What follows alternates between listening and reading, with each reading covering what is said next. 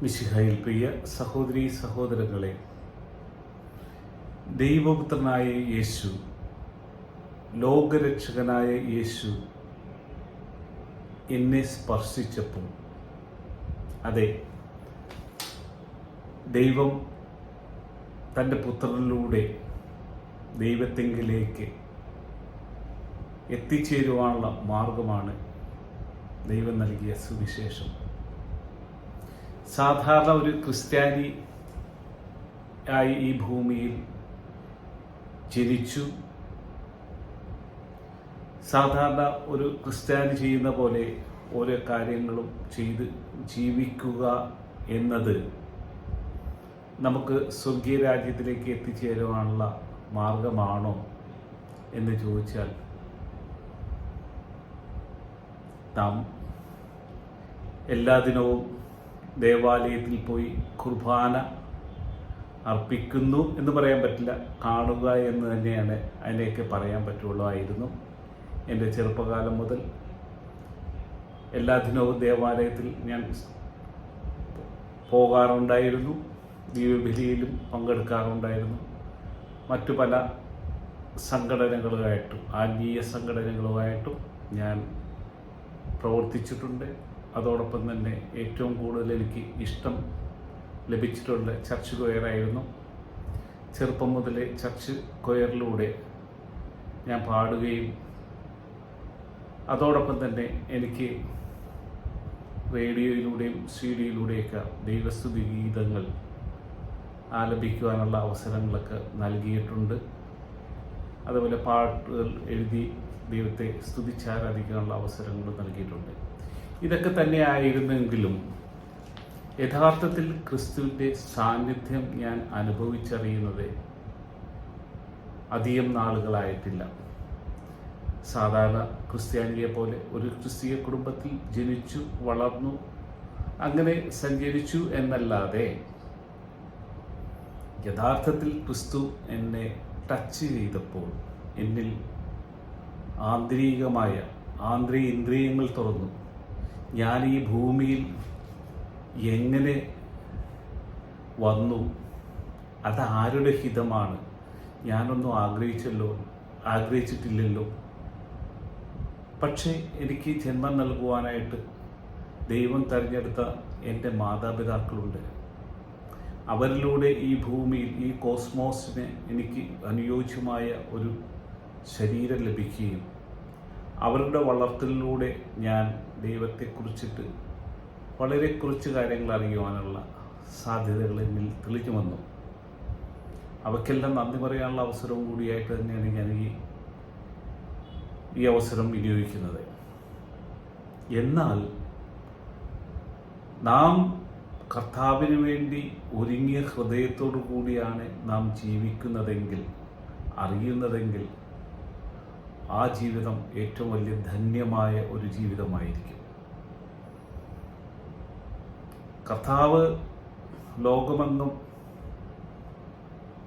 സഞ്ചരിച്ചുകൊണ്ടിരിക്കുന്ന അവസരത്തിൽ, അതായത് ഗലീലിയെയും മറ്റുള്ള യേശുക്രിസ്തു തൻ്റെ വചന ശുശ്രൂഷകളുമായി സഞ്ചരിച്ചു കൊണ്ടിരിക്കുന്ന കാലഘട്ടത്തിൽ ഏറ്റവും എടുത്തു പറയാവുന്ന ഒരു പോയിന്റ് കർത്താവിൻ്റെ സ്പർശനം, കർത്താവിൻ്റെ വസ്ത്രത്തിലേക്ക് ഒന്ന് ടച്ച് ചെയ്തപ്പോൾ രക്തസ്രാവക്കാരിയായ സ്ത്രീയിൽ ദൈവത്തിൻ്റെ ആത്മാവിൻ്റെ പ്രവർത്തനം അവിടെ വന്നു. ഈ തിരക്കിനിടയിൽ വളരെയധികം ജനങ്ങൾ കൂടിയിരിക്കുന്ന ആ അവസരത്തിൽ ഈ സ്ത്രീയുടെ മനസ്സിൽ ഒരു വിചാരമുണ്ടായിരുന്നു, ആ വസ്ത്രത്തിൻ്റെ വിളപ്പിൽ ഒന്ന് ടച്ച് ചെയ്താൽ മതി, എനിക്ക് സൗഖ്യം ലഭിക്കുമെന്നുള്ളത്. അതെ, ഇതാണ് നമ്മുടെ ജീവിതത്തിൽ നാം നേടേണ്ടത്.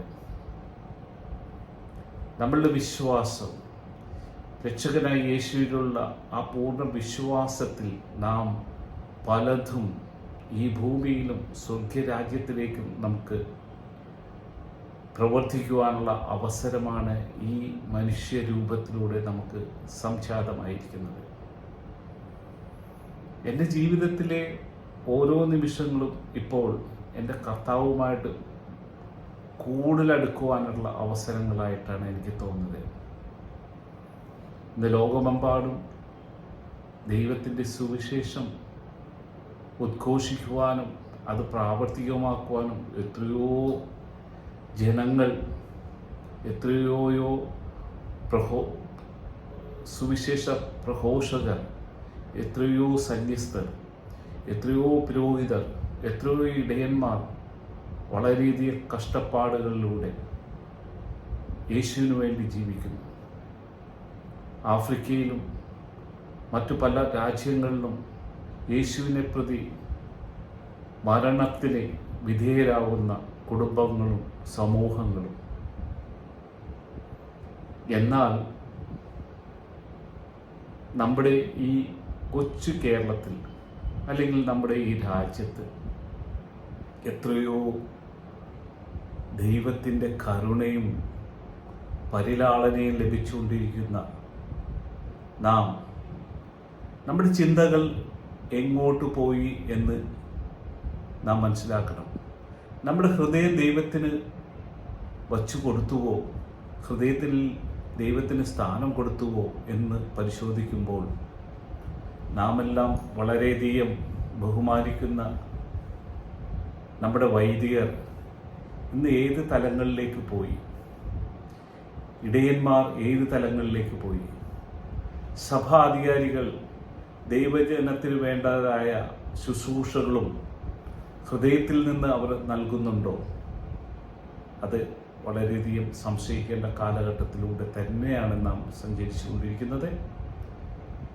അധികാരികളായി തീർന്നു കഴിഞ്ഞാൽ തീർച്ചയായിട്ടും ഇന്നുള്ള സഭ അധികാരികൾ അത്യാഡംബരപൂർവ്വം ജീവിക്കുക എന്നതും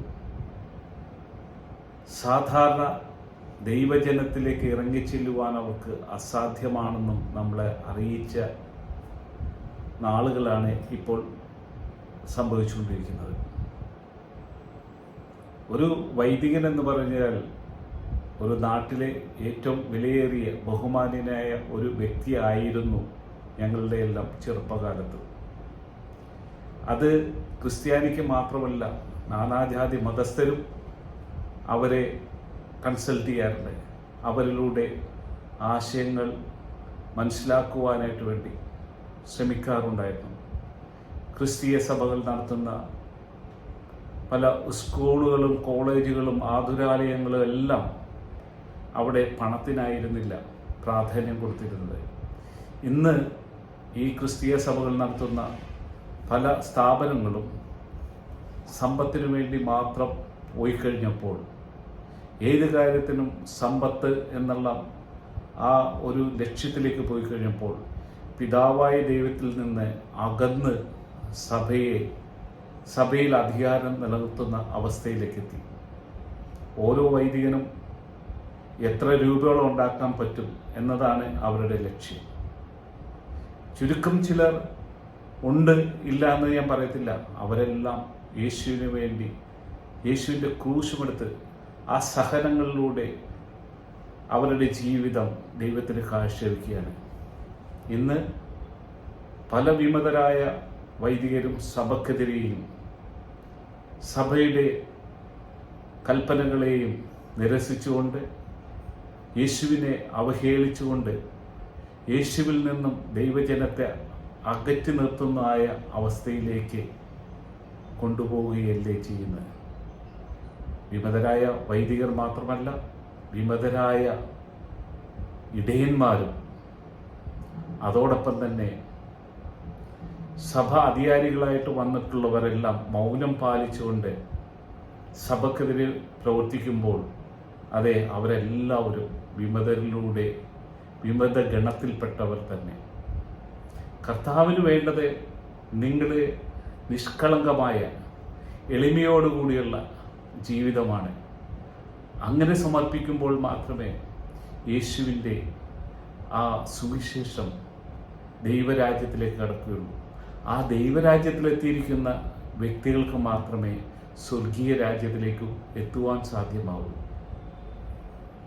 അതെ, ക്രൈസ്തവ സഭയെ നാം ഒരിക്കലും കുറ്റപ്പെടുത്തുവാൻ സാധ്യമല്ല. കാരണം ക്രിസ്തു വിഭാവനം ചെയ്ത സഭ അത് എന്നും ഈ അന്ത്യകാലം വരെ നിങ്ങളുടെ കൂടെ ഉണ്ടായിരിക്കുമെന്ന ദിവ്യകാരുണ്യമായി തീർന്ന യേശു ഏറ്റവും എളിമയോടുകൂടെ നമ്മൾക്ക് വേണ്ടി ജീവൻ ബലിയർപ്പിച്ച യേശുവിനെ നാം ആരാധിക്കുമ്പോൾ ദൈവത്തെ തന്നെയാണ് നാം ആരാധിക്കുന്നത്. പിതാവിൻ്റെ ഇഷ്ടം നിറവേറ്റുവാൻ വന്ന മകൻ ദൈവപുത്രനായ യേശു ആ പാതയിലൂടെ സഞ്ചരിക്കുമ്പോൾ മാത്രമേ നാം വിലയേറിയ ദൈവത്തിൻ്റെ ആത്മാവിനെ സ്വീകരിച്ച വ്യക്തികളാകുന്നുള്ളൂ. ഇന്ന് ഇതെല്ലാം പറഞ്ഞു തരുവാനായിട്ട് നമ്മുടെ മെത്രാന്മാരോ നമ്മുടെ സഭാധികാരികളോ നമ്മുടെ വിമതരായ വൈദികരോ ഒരിക്കലും നമ്മളെ പറഞ്ഞ് മനസ്സിലാക്കി തരില്ല. കാരണം അവരെല്ലാം ഈ ലോകത്തെ കാംക്ഷിച്ചുകൊണ്ട് അവർ ജീവിക്കുകയാണ്. അവർക്ക് ഈ ലോകം മാത്രമേ ഉള്ളൂ. അവർ വിശ്വസിക്കുന്നില്ല നിത്യമായ ജീവനുണ്ട് എന്നുള്ളത്.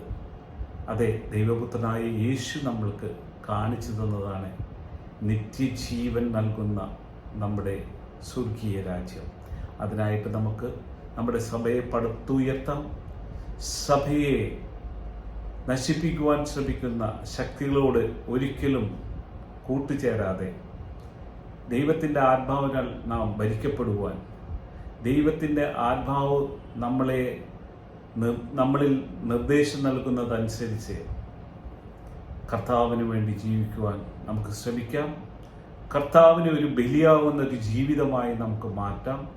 നമ്മുടെ മാത്രമല്ല, നമ്മുടെ കുടുംബത്തിൻ്റെ, നമ്മുടെ സമൂഹത്തിൻ്റെ, നമ്മുടെ ഈ ഭൂമിയുടെ, ഈ ലോകത്തിൻ്റെ എല്ലാം കർത്താവിൻ്റെയാണ് സ്വന്തം. ആ സൃഷ്ടാവിനെ നമുക്ക് സ്തുതിച്ചാരാധിക്കുവാനായിട്ട് ഈ ഭൂമിയിലും അതോടൊപ്പം തന്നെ സ്വർഗീയ രാജ്യം നമുക്ക് ദൈവപുത്രനായ യേശുവിലൂടെ നമുക്ക് സ്വീകാര്യമാവുമ്പോൾ അവിടെയും ദൈവപിതാവിനെ നമുക്ക് സ്തുതിച്ചാരാധിക്കുവാനും പാടിപ്പുകഴ്ത്തുവാനുള്ള അവസരം നമുക്ക് ഏവർക്കും ലഭിക്കട്ടെ എന്ന് ആശംസിച്ചുകൊണ്ടും പ്രാർത്ഥിച്ചുകൊണ്ടും ബ്രദർ തോമസ് ജോർജ്.